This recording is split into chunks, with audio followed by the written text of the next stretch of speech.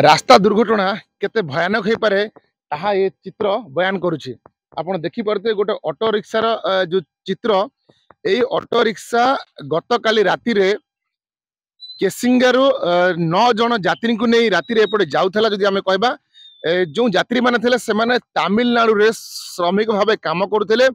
2 दिन पर कलाहांडर गणपर्व नुआखाई अच्छी। नुआखाई से माने घर को आसते केसिंगा रेल स्टेशन रु ए ऑटो जोगे निज गाँ को जाउथिले।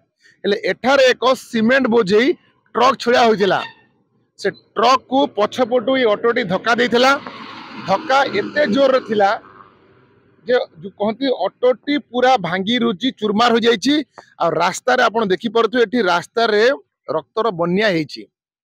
घटना खबर पाई केसिया पुलिस घटनास्थल को आसीथिला।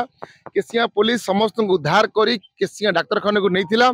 हेले डाक्तर सेठारे जन को मृत घोषणा करिसंती एवं आउ 3 जन जो अछंती सेमानक अवस्था अति संकटापन्न थिबारु सेमानक भवानीपाटना मुख्य चिकित्सालय को पठा जाइछि। एठारे आमे कहि रखुछि जे ओडिसा रे प्रत्येक दिन रास्ता दुर्घटना रे हाराहारी 15 जन को जीवन जाउछि। कोठी स्वामी को हराउची स्त्री तो कोठी बाप को हराउची पुओ। कोठी ना कोठी रास्ता दुर्घटना एबे एक चिंतार विषय पलटिछि। घर आर्थिक स्थिति मध्य जहा द्वारा माने दोहली जाउछि। एटा प्रश्न उठुछि जे ए रास्ता दुर्घटना रे केबे लागिबो ब्रेक। सरकार सचेतन करूछंती, विभिन्न सचेतन कार्यक्रम कराउछि। कोठी ना कोठी लोकंक पाखरे सचेतन अभाव देखा दउछि। जहाँ आपण देखि परते ये तार नग्न उदाहरण।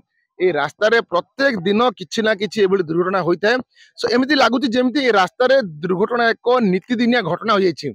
प्रत्येक दिन किछि ना किछि दुर्घटना घटुछि और लोकंक बहुमूल्य जीवन जाउछि। टुंडलारू मोहम्मद आगाजान, मेट्रो टीवी।